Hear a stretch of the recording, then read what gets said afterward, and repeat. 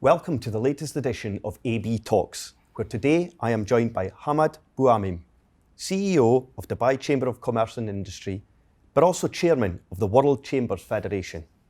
The two entities have organised this year's ICC World Chambers Congress, which is set to take place alongside Expo 2020 Dubai from November 23rd to the 25th. Welcome, Hamad.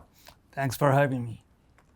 As I mentioned in the introduction, the Congress is taking place at Expo 2020, where one of the main themes is opportunity. Tell me then, how timely is it that as the UAE welcomes the world to Dubai, the World Chambers Congress invites global business and commerce leaders to the Emirate?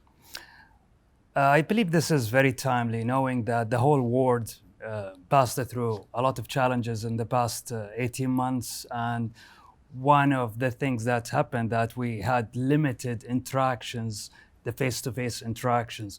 And we hope through events like the World Chamber Congress and of course the whole of Expo, this is where we are giving opportunity for the whole world to showcase their innovative solutions for the rest of the world to be able to reactivate the business activities. It's also great for business opportunities, for government leaders. It's great for companies to have these opportunities to interact. When it gets to chambers of commerce, again, it's been quite a long while that we didn't really interact.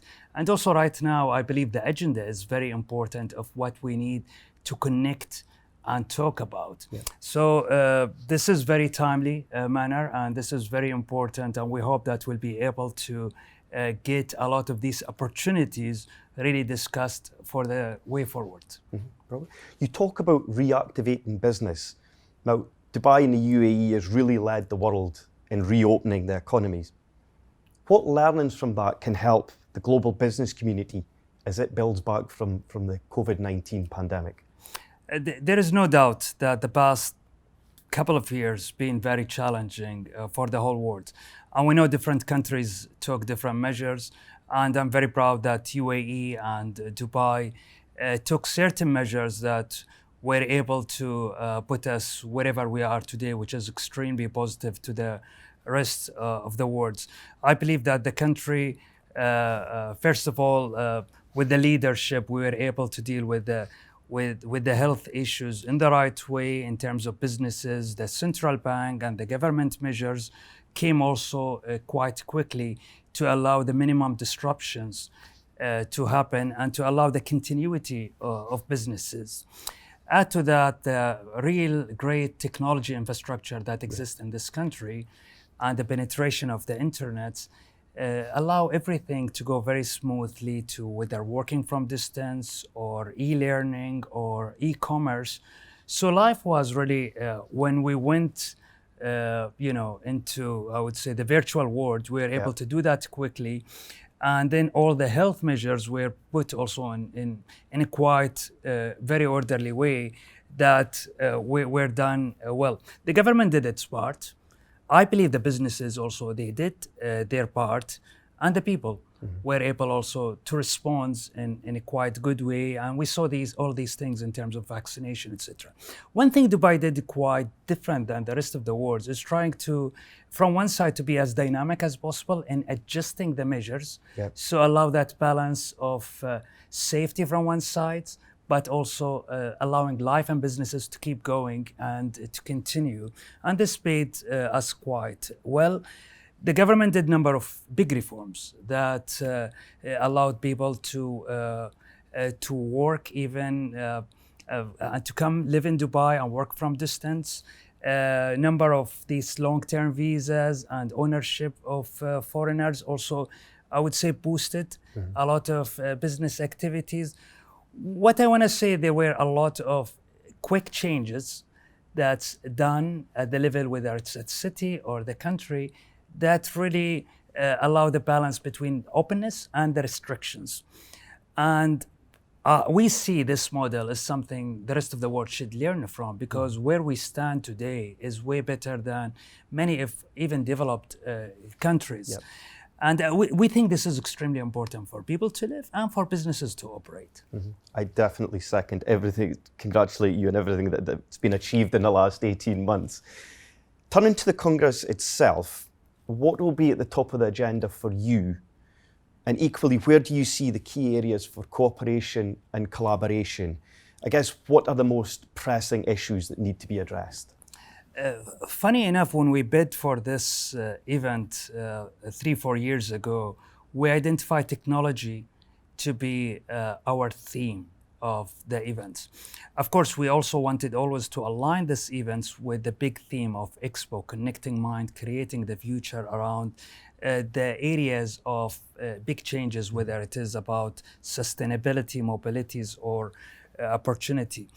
Now, of course, the last couple of days, this area of technology start to have even more interest. So our Congress will have also, I would say, more attention to pay in terms of the digital transformation and the future of chambers of commerce to be able to serve the businesses. A lot of changes had happened, and businesses' needs nowadays are way more than what they used to be historically. And one thing that will address is how chambers evolved during the past 24 months to be able to stay relevant to their members.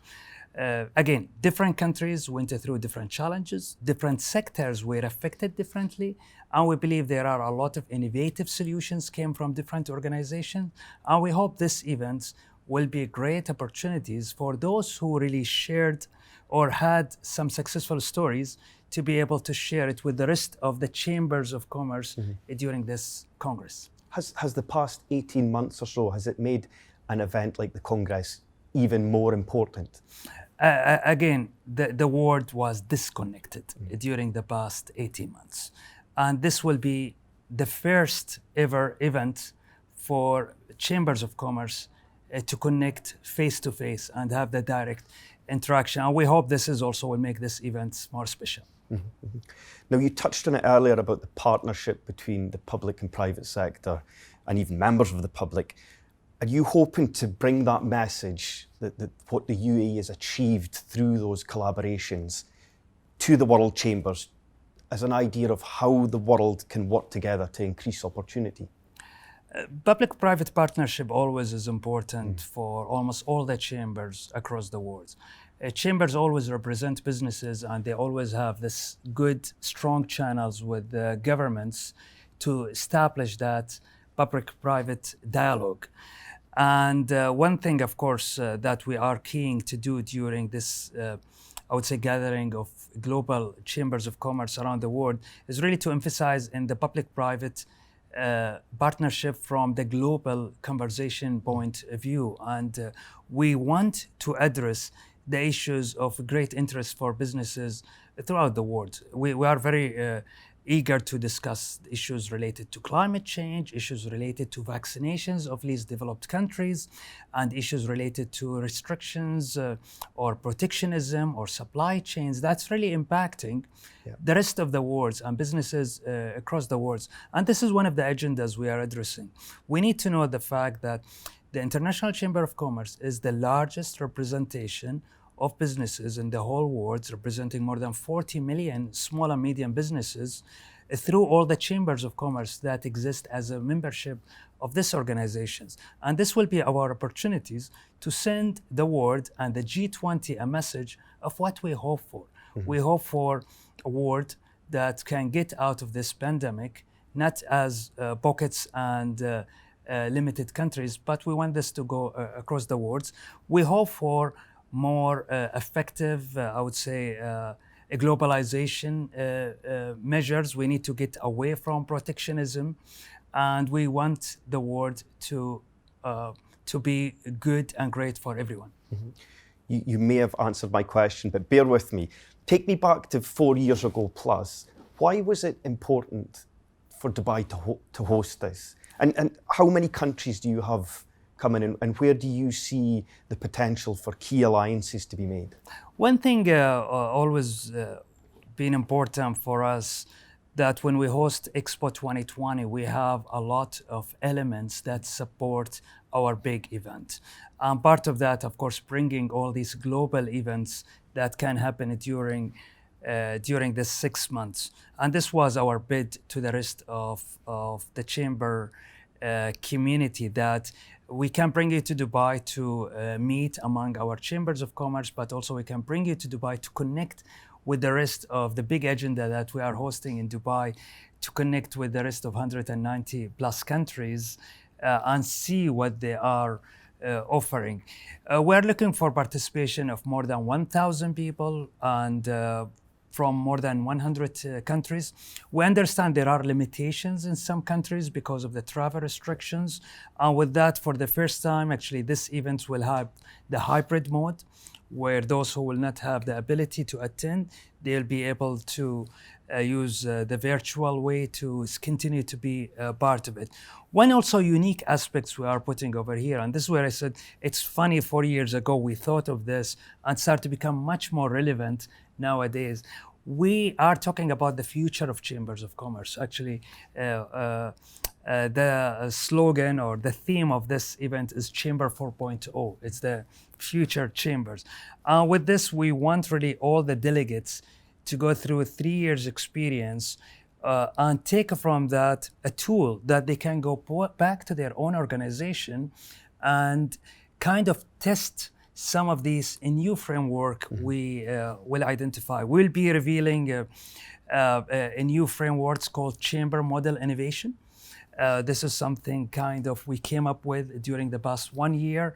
And this will show how the chambers of commerce can get ideas into businesses and take ideas through very, I would say, identify framework to test them, to gather data, and hopefully be able to execute them. We realize that in the future, not all chambers will be the same. But we hope that we'll provide them with a tool of how can they evolve their business models to be able to serve their members in the best possible way. And this is a tool we will initiate, we will teach everyone about who will be part of this event. It will be a journey. It will start in Dubai. It will take a year and a half till we meet next time in Geneva. We hope by that time we'll reveal if this is a good model or not. This is something we believe that we want to provide to our delegates. It's beyond just the 3 days. It's really a journey into the future and a journey to evolve and innovate the business model and bring this innovative thinking in the way they operate. Well, I love the way that Dubai's shaping the future through these innovative ideas that will be discussed at the event. Tell me then, in your role as chairman of the Federation, how important is it to you for this to be a congress of knowledge sharing to help global business leaders rise up from the challenges of COVID? Excuse me, COVID dominates all interviews. No, so. I think we believe COVID, of course, was the biggest crisis that we went through during the past couple of years. But it's also the biggest opportunity that certain organizations benefited or can benefit also from. In terms of the Congress, we see learning is one of the most important aspects, and sharing knowledge will definitely bring a lot in the table.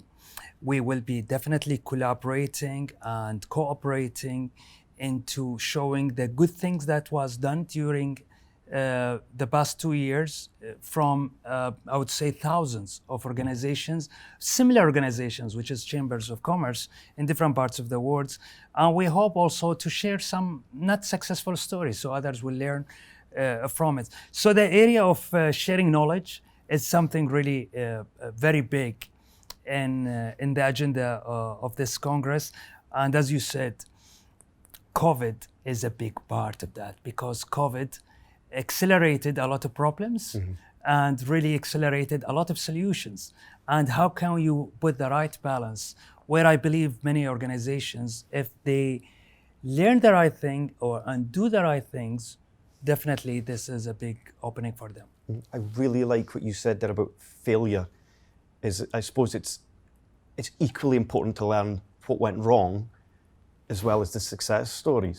It is. And this is where even in the framework we put, we emphasize a lot in not only coming up with ideas that can be executed, but coming up with ideas that you go through experimenting and testing them, and if they don't work, you need to kill them very quickly. So killing also ideas is part of this new frameworks, and really learning from, I don't want to call it mistakes, but experiences is something definitely important for us. Great. Just finally then, tell me about Dubai Chamber. There's a restructuring currently going on. How key is that for the future of startups, SMEs, and smart transformation in general in the Emirate here? If you live in Dubai, one thing you need to believe in, that the only constant thing is change. Change is always there.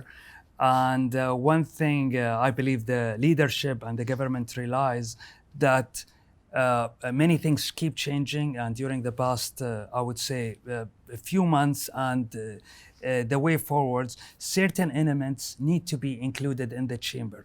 So historically, the chamber always represented the traditional sectors and the small and medium businesses. And we believe that we did that quite well. And this is what we label in the going forward as the traditional chamber, something that we want to continue doing what we are doing, and we've been empowered by the government to do it even more. However, two areas we didn't really cover historically enough. And this is the areas of digital economy, which is really evolving quite fast. It's areas of big growth, and it needs to be addressed. And this is one of the specialized chambers we are looking at. And the other one is the multinational. The international companies, we always looked at them as big players that they don't need to be represented.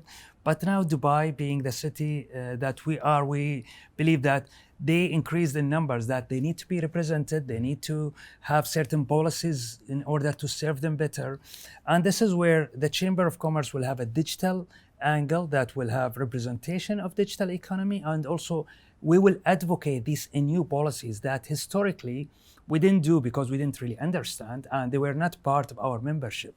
We'll continue, of course, doing whatever we've been doing for the traditional sectors and the small and medium businesses, and for the big boys or the international and multinational, we want also to represent them and to work with them to play a new role that we didn't play before, which is attracting talents to Dubai and attracting also more big multinational companies.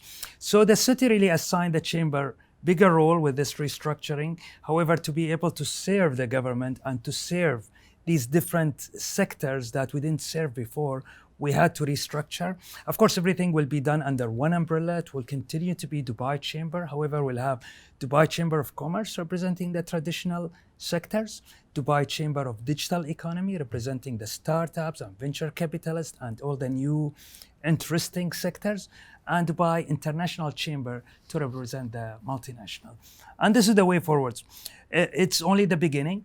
What I can tell, it's something that we are experimenting. We hope our experiment to be successful, but the only way to learn is to start this journey. Absolutely. Hamad, you're going to be a very busy man, I think. Well, the coming 5 months with Expo will continue to be busy. We are very proud with what happened the first month. This exceeded our expectation with having almost 3 million visits or visitors to Expo. And you know, many of them are international, and one way or another, we've been involved day and night in every single activity that's happening in the city. We are very excited for the present time. We are very excited for the next few months, and we are very excited of what's coming beyond that. Fantastic. Hamad, thank you so much for your time. I really appreciate it. All that's left to say is I wish you every success at the Congress later on this month. Thank you. Thank you.